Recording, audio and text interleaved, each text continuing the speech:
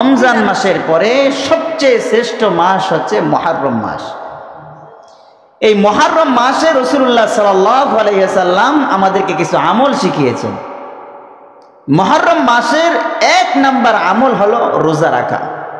রাসূলুল্লাহ সাল্লাল্লাহু আলাইহি ওয়াসাল্লাম হাদিসের মধ্যে ইরশাদ করেছেন, আফজালুস সিয়ামি বা'দা রমাদান শাহরুল্লাহিল মুহররম, যে রমজান মাসের পরে সবচেয়ে শ্রেষ্ঠতম রোজা হচ্ছে মুহররম মাসের রোজা। এই মুহররম মাসের রোজার ফজিলত কি? রাসূলুল্লাহ সাল্লাল্লাহু আলাইহি ওয়াসাল্লাম হাদিসের মধ্যে ইরশাদ করেছেন, মুহররম মাসের যে রোজা, এই রোজার ফজিলত হলো কোনো ব্যক্তি যদি মুহররম মাসের রোজা রাখে, আমি আল্লাহর কাছে আশাবাদী তার পূর্ববর্তী এবং পরবর্তী এক বছরের গুনাহ আল্লাহ তাআলা মাফ করে দিবেন। সুবহানাল্লাহ। অল্প ফজিলত নাকি অনেক বেশি ফজিলত? মুহররম মাসের আরো একটি আমল হচ্ছে আশুরার রোজা। 10ই মুহররম, যেটাকে আশুরা বলা হয়, এই 10 মুহররমের রোজা, এটাও অনেক দামি রোজা। এই 10ই মুহররমের রোজা কিভাবে আসলো, এটা সূচনা কোথা থেকে হলো? আল্লাহর নবী সাল্লাল্লাহু আলাইহি ওয়াসাল্লাম তিনি যখন মক্কা থেকে মদিনায় হিজরত করে গেলেন, মদিনায় যাওয়ার পরে দেখলেন এই 10ই মুহররমে আশুরার দিনে ইহুদিরা রোজা রাখে। রাসূল সাল্লাল্লাহু আলাইহি ওয়াসাল্লাম তাদেরকে জিজ্ঞাসা করলেন, তোমরা যে মুহররমের 10 তারিখে আশুরার রোজা রাখো, কেন রাখো, এর কারণ কি? তখন ইহুদিরা জবাব দিল, আমরা এই দিনে এই জন্য রোজা রাখি যে আমাদের নবী হযরতে মূসা আলাইহিস সালাতু ওয়াস সালাম এই 10ই মুহররমে ফেরাউনের কবল থেকে মুক্তি পেয়েছিল। ফেরাউনের কবল থেকে মুক্তি পাওয়ার কারণে মূসা আলাইহিস সালাতু ওয়াস সালাম শুকরিয়া স্বরূপ এই দিন রোজা রাখতেন, আর সেই জন্য আমরা তার এই অনুসরণ করে 10ই মুহররমে রোজা রাখি। ফেরাউন যখন মূসা আলাইহিস সালাতু ওয়াস সালামকে তাড়া করতেছিল, মূসা আলাইহিস সালাতু ওয়াস সালাম তার সঙ্গী সাথীদেরকে নিয়ে তিনি যখন পথ হাঁটতেছিলেন, যাওয়ার পরে তিনি গিয়ে দেখেন সামনে এখন বড় নদী, এখন আর এখান থেকে পার হওয়ার মতো কোনো সুযোগ নেই। পার হওয়ার মতো এরকম সুযোগ সুবিধা ছিল না, ব্রিজ ছিল না, সেতু ছিল না। কি করবেন? আল্লাহর কাছে সাহায্য চাইলেন। আল্লাহ পাক রব্বুল আলামিন মূসা আলাইহিস সালাতু ওয়াস সালামকে বললেন, মূসা, তোমার ওই হাতের লাঠি দ্বারা তুমি নদীর মধ্যে, পানির মধ্যে আঘাত করো। মূসা আলাইহিস সালাতু ওয়াস সালাম তিনি যখন তার এই হাতের লাঠি দ্বারা সমুদ্রের মধ্যে আঘাত করলেন, আঘাত করার সাথে সাথে ওই সমুদ্রের মধ্যে একটা দুইটা না 12টা রাস্তা তৈরি হয়ে গেল। সুবহানাল্লাহ। 12টা রাস্তা তৈরি হয়ে গেছে। আর মূসা আলাইহিস সালাতু ওয়াস সালামের এই বনি ইসরাইলের এদের 12টা দল ছিল। তা 12টা দলের জন্য, 12টা গোত্রের জন্য আল্লাহ পাক রব্বুল আলামিন 12টা রাস্তা তৈরি করে দিয়েছেন সমুদ্রের মাঝে। এমন রাস্তা তৈরি করেছেন যে রাস্তার মধ্যে কাদা ছিল না। কিছুক্ষণ আগে এখানে সমুদ্র, এখনো সমুদ্রই আছে, চতুর্দিকে পানি থই থই করতেছে, কিন্তু আল্লাহ তাআলা তাদের যাওয়ার জায়গা দিয়ে রাস্তা তৈরি করে দিলেন। আর এমন রাস্তা তৈরি করলেন, এখন তো পানি, 12টা রাস্তা তৈরি করলেন, প্রত্যেক রাস্তার মাঝখানে মাঝখানে পানির দেয়াল। একজনে যদি আরেকজনকে দেখতে না পারে তাহলে তারপর আর এক সমস্যা, কিরে আমরা তো এই পর্যন্ত আইলাম, ওই রাস্তায় যারা আছে এরা কত দূর আসলো। তা আল্লাহ তাআলা এই পানির দেয়ালকে এমন সিস্টেম করে দিলেন, এই যে আমরা যেরকম এই কাছের এই পাশ থেকে ওই পাশ দেখতেছি, তা আল্লাহ তাআলা এই প্রত্যেকটা রাস্তার মাঝখানে যে দেয়ালগুলো দিলেন, এই দেয়ালগুলো এরকম কাচের মতো স্বচ্ছ করে দিয়েছেন। সুবহানাল্লাহ। তাদেরকে দেখার সুযোগ করে দিয়েছেন। 12 রাস্তার লোকেরাই 12 রাস্তার লোকদেরকে দেখতেছে, যারা একটু পিছিয়ে পড়তে, এই তাড়াতাড়ি দৌড়া, তাড়াতাড়ি দৌড়া। এইভাবে সবাই রাস্তা পার হয়ে গেল। সুবহানাল্লাহ। তো মূসা আলাইহিস সালাতু ওয়াস সালাম তিনি যখন রাস্তা পার হয়ে গেলেন, সমুদ্র পার হয়ে যখন ওই পারে উঠলেন, ফেরাউন তার দলবল নিয়ে আসছে। আসার পরে দেখে সুন্দর রাস্তা তৈরি করা। ফেরাউন তো মাথা মোটা, ওর মাথার মধ্যে গোবর ভরা। ও এবার ওর সাথী সঙ্গীদেরকে বুঝাইতেছে, বলদগুলারে বুঝাইতেছে যে দেখ, আমি যে কত বড় খোদা, আনা রব্বুকুমুল আলা, আমি যে কত বড় খোদা, দেখ তোরা যে রাস্তা পার হবি, মূসাকে তোরা যে ধরবি, এই মুসাকে ধরার জন্য, এই নদী পার হওয়ার জন্য আমি আগে থেকেই এই রাস্তা তৈরি করে রেখেছি। বলেন না নাউজুবিল্লাহ। ফেরাউন এবার আর বলদ সাথী সঙ্গীদেরকে বুঝাইতেছে, এটা ওই সাথী সঙ্গী তো বুঝছে, হ্যাঁ তাই তো ফেরাউন ঠিকই বড় আলা রব্বুকুমুল আলা। এবার ফেরাউন যখন তার সৈন্য সাথীদেরকে বলে, ঠিক আছে মুসা তো ওই পারে চলে যাইতেছে, তাড়াতাড়ি তোমরা নামো, মুসাকে ধরতে হবে।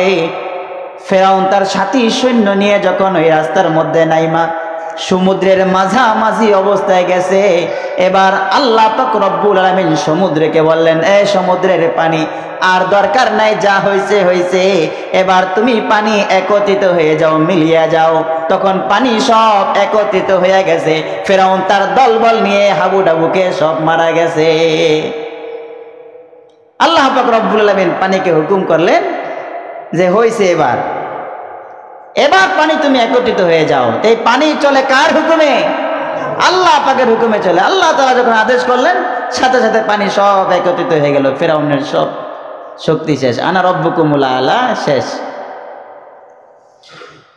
তো মদিনার ইহুদিরা রাসূল সাল্লাল্লাহু আলাইহি ওয়াসাল্লামকে বললেন,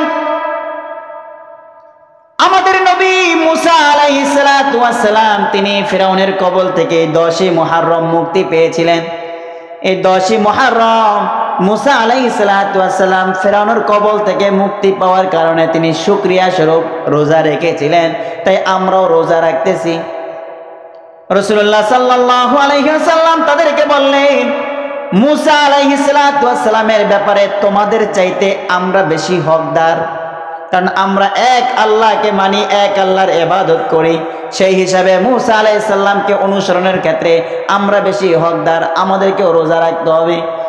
রাসূলুল্লাহ সাল্লাল্লাহু আলাইহি ওয়াসাল্লাম এবার নিজেও রোজা রাখলেন, সাহাবীদেরকেও বললেন, ও আমার সাহাবীরা, তোমরা 10ই মুহররমে রোজা রাখবে, এটা হলো মুস্তাহাব রোজা। তবে দেখেন রাসূল সাল্লাল্লাহু আলাইহি ওয়াসাল্লাম উম্মতদেরকে বললেন, খবরদার এই রোজার ক্ষেত্রেও যেন ইহুদিদের সাথে আমাদের ইবাদত মিলে না যায়। তাহলে কি করা যায়? ইহুদিরা রোজা রাখে একটা, আমরা একটা রাখবো না, আমরা রাখবো 2টা, 9 তারিখে 10 তারিখে, অথবা 10 তারিখ আর 11 তারিখে। তাহলে আল্লাহ রাসূল সাল্লাল্লাহু আলাইহি সাল্লাম তিনি ইবাদতের ক্ষেত্রেও ইহুদিদের সাথে মিল রাখলেন না। ইহুদিরা যে কাজ করে আমাদের কাজ যেন ইহুদিদের মতো হইয়া না যায়, ইবাদতের ক্ষেত্রেও তিনি মিল রাখতে চাইলেন না, বিরুদ্ধাচরণ করলেন। তাহলে অন্যান্য কাজে ইহুদিদের সাথে মিল রাখা জায়েজ আছে? ইহুদিরা যেভাবে চুল রাখে আমরা সেভাবে চুল রাখবো? সেটা রাখা যাবে? অথচ দেখেন ভাইয়েরা আমার, আমাদের সন্তানগুলো কি করতেছে, একটু হুঁশে আসেন, সঠিকভাবে একটু বিবেচনা করেন আমাদের সন্তানগুলো কি করতেছে। তাদের একেবারে ঘুম থেকে নিয়ে, ফজরে ঘুম থেকে ওঠা থেকে নিয়ে আবার ঘুমানো পর্যন্ত প্রত্যেকটা কাজ তারা ইহুদি খ্রিস্টানদের মতো করতেছে, প্রত্যেকটা কাজ। চুল কাটবে, এটাও মেসি কিভাবে চুল কাটে, নেইমার কিভাবে চুল কাটে, ওই টিকটকার মিকটকার যে টোকাই বস্তি এগুলো চুল কিভাবে কাটে সেইভাবে চুল কাটে। কোথায় পাইলো এই যে চুলের ভিতরে র্যাক দেওয়া, এটা কোথায় পাইলো? কোন আলেমকে দেখছেন আপনারা র্যাক দিয়া চুল কাটে? এগুলো কারা করে? এই সব খেলোয়াড়রা করে, ওই সব খেলোয়াড়রা করে। অথচ আমার সন্তান কি হইতেছে, আমরা এটাকে সেলিব্রিটি মনে করি, এটাকে আমরা আইডল মনে করি। না, এটা আমাদের আইডল না, আমাদের আইডল হলো মুহাম্মাদুর রাসূলুল্লাহ সাল্লাল্লাহু আলাইহি ওয়াসাল্লাম, তিনিই সবচেয়ে বড় আইডল। তার প্রত্যেকটা কাজ বিজ্ঞানীরা গবেষণা করে দেখেছে, তার এমন একটা কাজ নাই যে কাজটা অহেতুক হয়েছে। প্রত্যেকটা কাজ মানসম্মত, প্রত্যেকটা কাজ দুনিয়াবি ফায়দা আছে, আখিরাতীয় ফায়দা আছে প্রত্যেকটা কাজে। তো রাসূল সাল্লাল্লাহু আলাইহি সাল্লাম তিনি ইবাদতের ক্ষেত্রে ইহুদিদের সাথে মিল রাখেন নাই, যে ইহুদিদের সাথে ইবাদতেও মিল রাখা যাবে না। অথচ আমরা আমাদের প্রত্যেকটা কাজেই ইহুদিদের সাথে মিল রাখি, খ্রিস্টানদের সাথে মিল রাখি। আল্লাহ পাক রব্বুল আলামিন আমাদের সকলকে সহিহ বুঝ দান করে, বলে আমিন। ভাই আমার, এটা তো আমাদেরকে খুব সুন্দরভাবে বোঝার দরকার। আমি মুসলমান হিসেবে তো আমার চিন্তা করা দরকার যে আমার আশেপাশে কত অমুসলিম আছে, আমি তাদেরকে কোনো একদিন দেখলাম না তারা মসজিদে এসে নামাজ পড়ে। আপনারা দেখছেন আমাদের এই আশেপাশে অনেক কাফের আছে না, হিন্দু আছে না, এই হিন্দুদেরকে দেখছেন লক্ষ্মীপুর বাজারে গিয়ে নামাজ পড়ছে, তাদেরকে আমরা দেখি নাই, অথচ আমরা তাদের পূজায় গিয়ে অংশগ্রহণ করি। নাউজুবিল্লাহ মিন যালিক। যেখানে আমার রবকে ছোট করা হয়, যেখানে আমার রবকে অপমান করা হয়, তার ধর্ম হতে পারে, তার ধর্ম সে পালন করতে পারে, কিন্তু আমি মুসলমান হয়ে আর সেখানে কিভাবে উপস্থিত হই? একজন অমুসলিম সেও নামাজ পড়ে না, আমি একজন মুসলমান আমিও নামাজ পড়ি না, তার মাঝে আমার মাঝে পার্থক্যটা কোথায়? পার্থক্যটা খুঁজেন। রাসূলুল্লাহ সাল্লাল্লাহু আলাইহি ওয়াসাল্লাম হাদিসের মধ্যে ইরশাদ করেছেন, মুসলিম এবং অমুসলিম এই দুইয়ের মাঝে যে দেয়াল রয়েছে, পার্থক্যকারী দেয়াল হচ্ছে নামাজ। এখন যদি আমি এই দেয়াল না রাখি তাহলে আমি কি মুসলমান নাকি অমুসলমান? আল্লাহ পাক ভালো জানেন। আল্লাহ তাআলা আমাদের সকলকে খাঁটি মুসলমান হয়ে এরপরে কবর যাওয়ার তৌফিক দান করুন, বলে আমিন। রাসূল সাল্লাল্লাহু আলাইহি ওয়াসাল্লাম এই 10ই মুহররমে রোজা রাখতেন, সাহাবায়ে কেরামও রোজা রাখতেন। আমরাও চেষ্টা করব ইনশাআল্লাহ এই 10ই মুহররমে রোজা রাখার জন্য। পারবো না ইনশাআল্লাহ? আল্লাহ তাআলা আমাদের সকলকে তৌফিক দান করুন, বলে আমিন। তাহলে মুহররম মাসের কয়েকটা আমলের মধ্যে একটা আমল হলো মুহররম মাস জুড়ে রোজা, দ্বিতীয় নাম্বার আমল হলো আশুরার রোজা, তৃতীয় নাম্বার আরেকটা আমল হলো আশুরার দিন নিজের পরিবার পরিজনের জন্য মুক্ত হস্তে খরচ করা। অর্থাৎ সেদিন একটু ভালো কিছুর ব্যবস্থা করবেন, ঘরের মধ্যে ভালো একটু খাবারের আয়োজন করবেন। সবাই তো রোজা রাখবে, একটু ভালো জিনিস খেয়ে, একটু সেহরি খেয়ে রোজা রাখবে, অথবা ইফতারের সময় একটু ভালো জিনিস খাবে। এটা আল্লাহর জন্য করবেন। যে আল্লাহ রাসূল সাল্লাল্লাহু আলাইহি ওয়াসাল্লামের একটি আমল হলো 10ই মুহররমে ভালো কিছুর আয়োজন করা। এতে হবে কি, রাসূল সাল্লাল্লাহু আলাইহি ওয়াসাল্লাম বলেন, কেউ যদি 10ই মুহররমে নিজের পরিবারের জন্য মুক্ত হস্তে খরচ করে, তাহলে আল্লাহ পাক রব্বুল আলামিন সারা বছর তার এই পরিবারের মধ্যে সচ্ছলতা দান করেন। সুবহানাল্লাহি ওয়া বিহামদিহি।